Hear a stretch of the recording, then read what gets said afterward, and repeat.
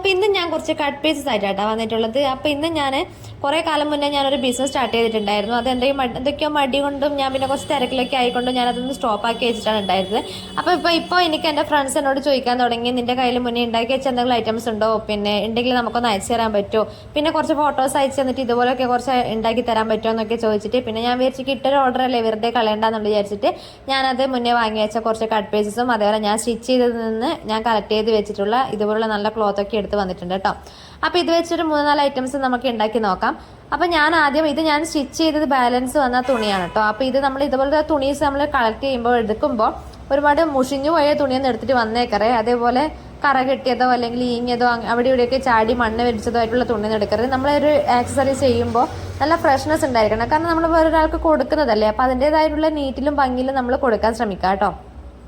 അപ്പോൾ ഞാനിത് ഒരു ഹെയർ ബാൻഡ് മേക്കിങ്ങിന് വേണ്ടിയിട്ടാണ് എടുത്തിട്ടുള്ളത്. അപ്പോൾ ഞാനത് ഹെയർ ബാൻഡിൻ്റെ അളവ് ജസ്റ്റ് ഒന്ന് എടുത്ത് നോക്കിയതാണ് എത്ര വീതി ഉണ്ട് എന്നുള്ളതൊക്കെ. അപ്പോൾ അതിനനുസരിച്ചിട്ടാണ് ഞാൻ ആ ഒരു ക്ലോത്ത് കട്ട് ചെയ്തെടുത്തത്. ഞാൻ 2 ഇഞ്ച് വീതിയിലാണ് ആ ക്ലോത്ത് കട്ട് ചെയ്തെടുത്തത് കേട്ടോ.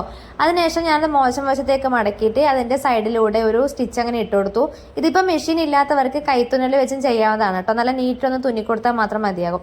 അതിനുശേഷം ഞാനതിൻ്റെ എന്താ പറയുക അറ്റത്ത് ഒരു സേഫ്റ്റി പിന്ന് കുത്തി അതൊന്ന് തിരിച്ചിട്ട് അതിൻ്റെ ഉള്ളിലേക്കിട്ട് കയറ്റി തിരിച്ചിട്ട് കൊടുത്തിട്ട് ഇതേപോലെ നല്ല വശത്തേക്ക് ഞാൻ ഇതുപോലെ തിരിച്ചിട്ട് കൊടുത്തു. ഇത് നമ്മൾ എടുക്കുന്ന ഹെയർ ബാൻഡിനേക്കാളും കുറച്ചധികം ലെങ്ത്തിൽ വേണം ഈ ഒരു തുണി എടുക്കാൻ വേണ്ടിയിട്ടുള്ളൂ. ഈ ഒരു പീസ് കട്ട് ചെയ്തെടുക്കാൻ വേണ്ടിയിട്ട് നമ്മൾ എടുക്കുന്ന ഹെയർ ബാൻഡിനേക്കാളും ഒരുപാട് ലെങ്ത്തിൽ വേണം. അതായത് നമുക്കിങ്ങനെ ചുരുക്കിട്ട് കൊടുക്കാനുള്ള അത്രയും ആവശ്യത്തിനുള്ള തുണി നമ്മൾ അതിൽ എടുത്തിട്ടുണ്ടായിരിക്കണം.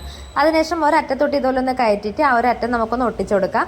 അതിനുശേഷം നമുക്ക് ഇതുപോലെ ചുരുക്കിട്ട് ആ ഒരു ഹെയർ ബാൻഡ് മുഴുവനായിട്ടൊന്ന് ഫില്ല് ചെയ്ത് കൊടുക്കാം. മുഴുവനായിട്ടും ആ ഒരു എല്ലാ സ്ഥലത്തും ആ ഒരു ഫ്രില്ല് ഇങ്ങനെ ഉണ്ടായിരിക്കണം കേട്ടോ, തുണി ഉണ്ടായിരിക്കണം.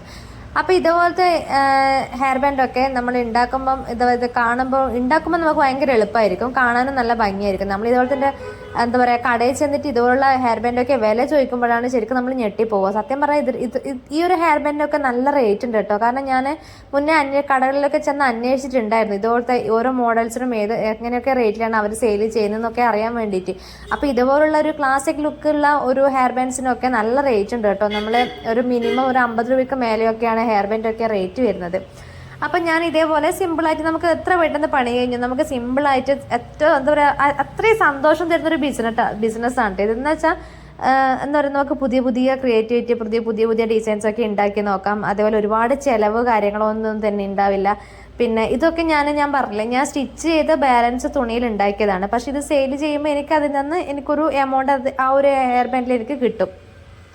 പിന്നെ ഇത് സത്യം പറഞ്ഞാൽ ഞാൻ കട്ട് ചെയ്ത് വാങ്ങിയതാണ്. കട്ട് പീസസ് ആണ്, സാറ്റിൻ്റെ ക്ലോത്താണ് കേട്ടോ. അപ്പോൾ നല്ലൊരു ക്ലാസിക് ലുക്ക് കിട്ടണമെന്നുണ്ടെങ്കിൽ ഇതുപോലത്തെ സാറ്റിൻ്റെ ക്ലോത്ത് നമുക്ക് വാങ്ങിക്കാവുന്നതാണ്. ഇത് സാറ്റിൻ്റെത് മാത്രമല്ല, നമുക്ക് നെറ്റ് ഫാബ്രിക്കും എടുക്കാം. അതേപോലെ വെൽവെറ്റിൻ്റെ ഫാബ്രിക്കും കുറച്ചുകൂടി നല്ലതായിരിക്കും. പിന്നെ ക്രേപ്പ് മോഡൽ നല്ല മിനുസുള്ള ആ ഒരു ടൈപ്പ് ഉണ്ടല്ലോ, ആ ഒരു മോഡലും നമുക്ക് ആക്സസറീസ് ഉണ്ടാക്കാൻ വേണ്ടിയിട്ട് എടുക്കാം കേട്ടോ. അപ്പോൾ ഇത് ഞാൻ സിമ്പിളായിട്ടുള്ളൊരു സ്ക്രഞ്ചീസാണ് ഉണ്ടാക്കുന്നത്. സ്ക്രഞ്ചീസിന് ഏറ്റവും നല്ലത് സാറ്റിൻ്റെ ക്ലോത്ത് തന്നെയാണ് കേട്ടോ. അപ്പോൾ സ്ക്രഞ്ചീസ് വരുന്നത് 3 സൈസിലായിട്ട് നമുക്ക് ഉണ്ടാക്കാം, ലാർജ്, മീഡിയം, സ്മോൾ. ഞാനിപ്പോൾ അതൊരു സ്മോൾ സൈസിലുള്ളതാണ് ആക്കണത്. അതായത് ഒരു സ്കൂൾ പഠിക്കുന്ന കുട്ടിക്ക് വേണ്ടിയിട്ടാണ്, അവർക്ക് കുറച്ച് ബുഷ് പോലെ യൂസ് ചെയ്യാൻ വേണ്ടിയിട്ടാണ്. അപ്പോൾ ചെറിയൊരു സ്മോൾ സൈസിലാണ് ഉണ്ടാക്കണത് കേട്ടോ. അപ്പോൾ അതും വളരെ സിമ്പിളാണ്. നമുക്ക് നീളത്തിലുള്ളൊരു പീസ് ഒന്ന് കട്ട് ചെയ്ത് എടുക്കാം.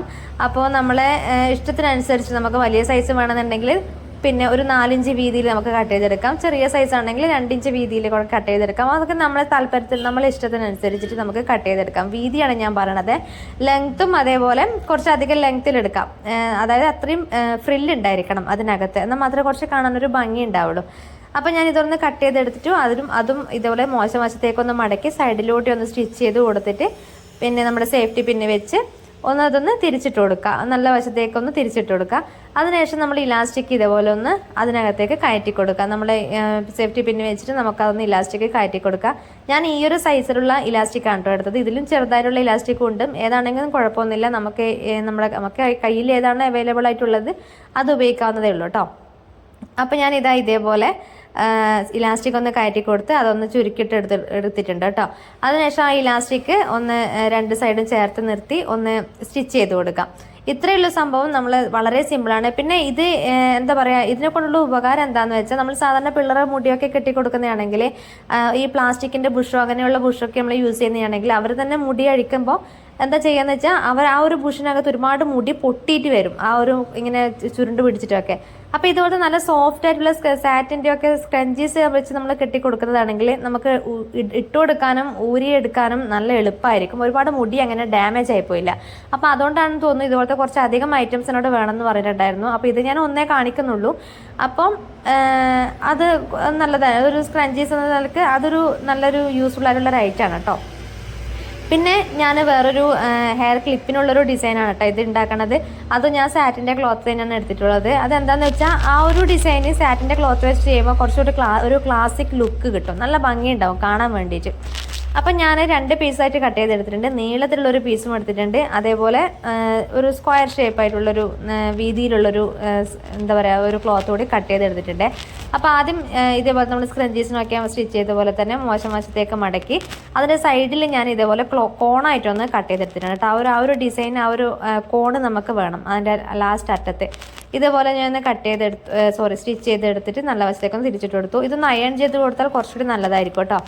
അതിനുശേഷം ഞാൻ ആ ഒരു വീതിയിൽ കട്ട് ചെയ്തെടുത്ത പീസ് ഇതുപോലെ 2ആയി ഒന്ന് മടക്കി 4 വശത്തൊന്ന് സ്റ്റിച്ച് ചെയ്ത് കൊടുത്തിട്ട് ഒരു സെൻറ്റർ പോർഷനിൽ ചെറിയൊരു കട്ടിങ് കൊടുത്ത് അതിൻ്റെ ഉൾവശം പുറത്തേക്ക് എടുത്തിട്ട് നല്ല വശം പുറത്തെത്തി കഴിഞ്ഞാൽ നമുക്ക് അതൊന്ന് അയൺ ചെയ്ത് കൊടുത്താൽ കുറച്ചുകൂടി എളുപ്പത്തിൽ നമുക്ക് ചെയ്യാൻ പറ്റും കേട്ടോ. ഇതും നമ്മൾ മുന്നേ റെഡിയാക്കി വെച്ച ആ ഒരു എന്താ പറയുക വേറൊരു പീസ് നീളത്തിലുള്ള ഒരു പീസ് കൂടി നമ്മളൊന്ന് കട്ട് ചെയ്തെടുത്തില്ലേ, സ്റ്റിച്ച് ചെയ്തിട്ട് നമ്മളൊന്ന് എന്താ പറയുക നല്ല വശത്തേക്കും തിരിച്ചിട്ട് കൊടുത്തില്ലേ, അതൊക്കെ നന്നായി ഒന്ന് അയൺ ചെയ്ത് കൊടുക്കുകയാണെങ്കിൽ നമുക്ക് കുറച്ചുകൂടി എളുപ്പമായിരിക്കും, കാണാൻ കുറച്ചുകൂടി നല്ല ഭംഗിയായിരിക്കും കേട്ടോ.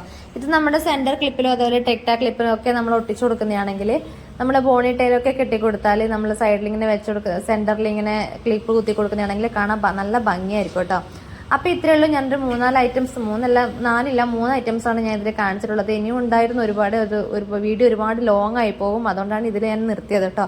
അപ്പോൾ ഈ വീഡിയോ നിങ്ങൾക്ക് ഇഷ്ടപ്പെടുകയാണെങ്കിൽ ഒന്ന് ചാനൽ ഒന്ന് സബ്സ്ക്രൈബ് ചെയ്യുക, അതുപോലെ കൂട്ടത്തിൽ എൻ്റെ എന്താ പറയുക വീഡിയോ ഒന്ന് ലൈക്ക് ചെയ്യുക, ഒന്ന് ഷെയർ ചെയ്യുക കേട്ടോ. താങ്ക്